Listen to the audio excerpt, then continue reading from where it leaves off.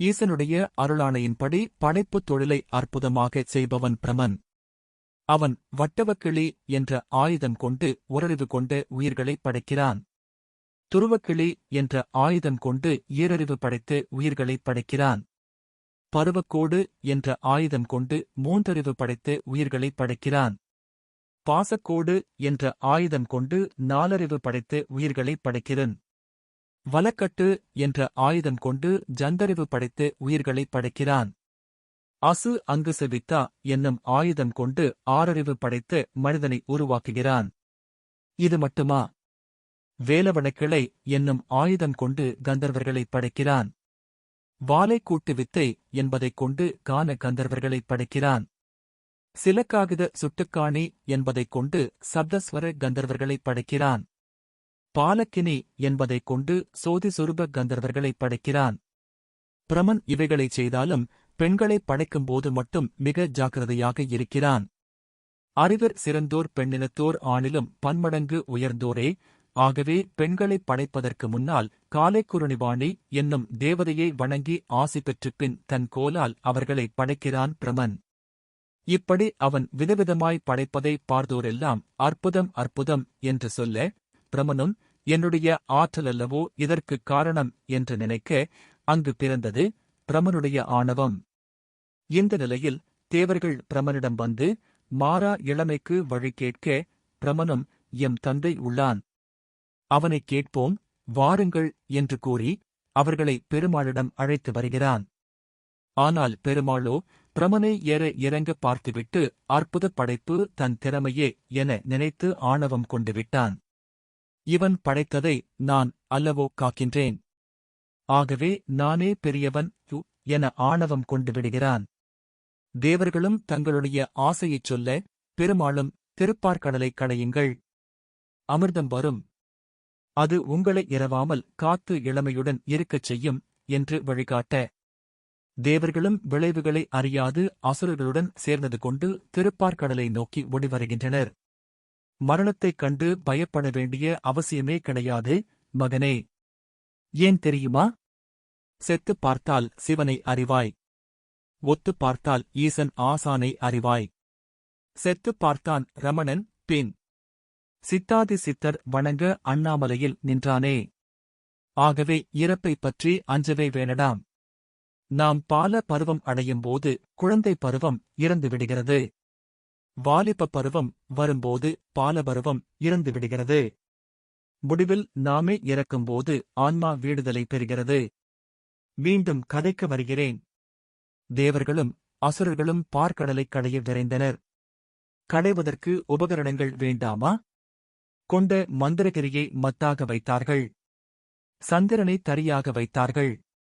வாசுகி என்ற கொடிய விஷமுள்ள நாகத்தை கயிறாக வைத்தார்கள். இப்போது தேவர்களும் அசுரர்களும் கடைய முற்படுகிறார்கள். அன்று தசமி திதி. முதலில் திருமால் கயிறாகி நிற்கும் வாசுகியின் தலைப்பக்கம் பிடிக்கச் சென்றார். அதைக் கண்ட அசுரர்களோ நாங்கள்தான் தலைப்பக்கம் நிற்போம் என்று கூறி சுறுசுறுப்புடன் இயங்கி தலையை பிடித்துக் கொண்டனர். போகா! பொதுவாகவே தலைப்பக்கம் பிடிப்பது என்பது சாத்திரப்படி தவறு. அதனால்தான் எல்லோருமே காலைப்பிடி காலைப்பிடி என்கிறார்கள். காலை பிடிப்பது பணிவைக் காட்டுகிறது. அதனால்தான் பணிவென்பதை உணர்ந்தறியாத அசுரரை வால் பக்கம் முதலில் அனுப்பினர். ஆனால் அசுரர்களோ தலைப்பக்கம்தான் நிற்போம் என்று கூற, இருவரும் பார்க்கடலைக் கடைய ஆரம்பித்தனர். அற்புதமாக பார்க்கடலை கடைந்தாலும் சரியான அடித்தளம் ஃபவுண்டேஷன் இல்லாத காரணத்தால் மந்திரகிரி இங்குமங்கு மாக அல்லாட அனைவரும் திகைத்து நிற்க, திருமால் கூர்மமாக ஆமை மாறி மலையைத் தாங்க மறுபடியும் நிம்மதியுடன் வேகமாகக் கடைகிறார்கள். வலி பொறுக்க இயலாத நிலையில் வாசுகி விஷத்தைக் கக்க ஆரம்பிக்கிறது. குபுகுபுவென விஷம் பல்கிப் பெருகுகிறது. பலர் சந்தோஷப்பட வேண்டுமென்றால் ஒரு சிலர் தியாகம் செய்துதான் தீர வேண்டும். புரிகிறதா? இவர்கள் இப்படியும் அப்படியுமாக கடையும்போது ஆழ்கடலில் இருக்கும் கொடிய விலங்குகள் வெளிக்கிளம்புகின்றன. மேலிருந்து வாசுகி கக்கிய கொடிய நஞ்சு கீழிருந்து கிளம்பி வந்த கொடிய ஆழ்கடல் நஞ்சுடன் ஒன்று சேர்ந்து ஆலால விடமாய் மாறி இதைச் சற்றும் எதிர்பார்க்காத தேவர்களையும் அசுரர்களையும் தாக்க முற்பட்டு பயங்கரமாக துரத்துகிறது.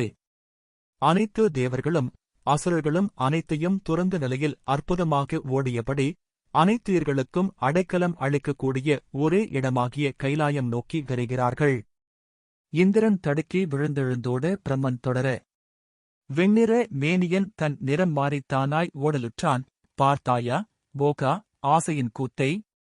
அனைவரும் கைலாயம் வந்தடைந்து வாயிலில் நடுநடுங்கி நிற்க கைலாயத்தில் சிறு சலசலப்பு. அவ்வளவே. நந்தியம்பெருமான் நின்று சற்று திரும்பிப் பார்க்கிறார். அந்தப் பார்வையே அவர்களுடைய சஞ்சலத்தை அடக்கி பயத்தைப் போக்கி அவர்களை நிம்மதிப் பெருமூச்சுவிடச் செய்துவிடுகிறது. போகர் சுவாமி, நந்தியினுடைய பார்வைக்கு அவ்வளவு சக்தியா?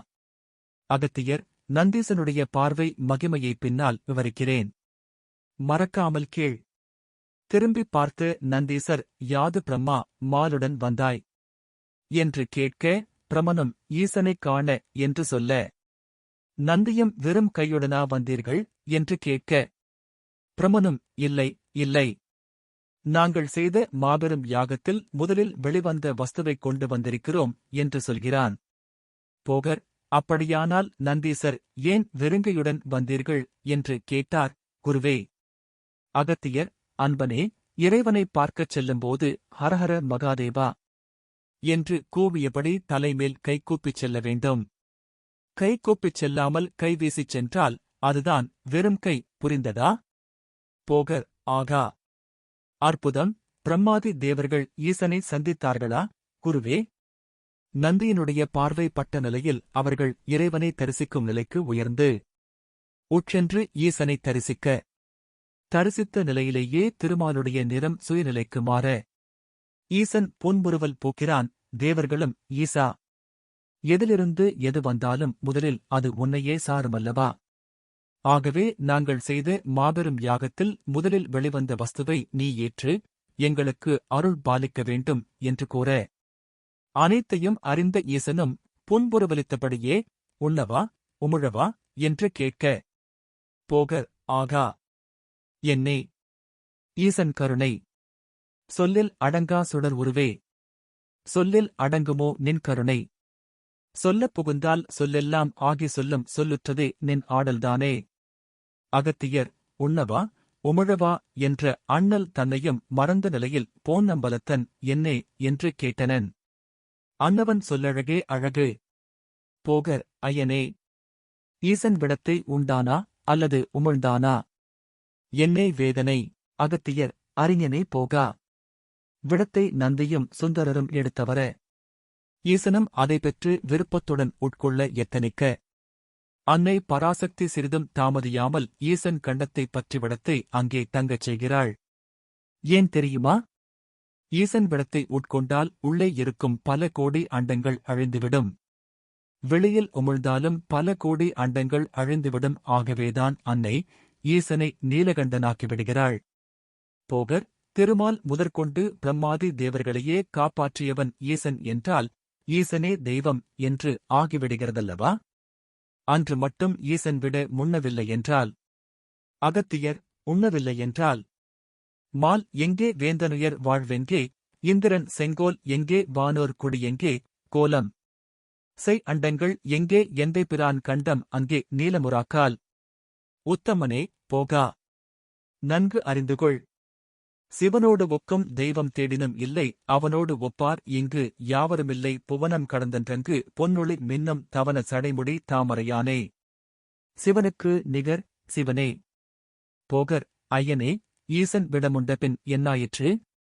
அகத்தியர், விடமுண்ட ஈசன் தேவர்களைப் பார்த்து, மறுபடியும் சென்று களைவீர், வருவதைப் பெற்றுக் கொள்வீர் எனக் கூற பிரம்மாதி தேவர்களும் மகிழ்வுடன் திரும்பிச் சென்று பார்க்கடலைக் கடைகிறார்கள்.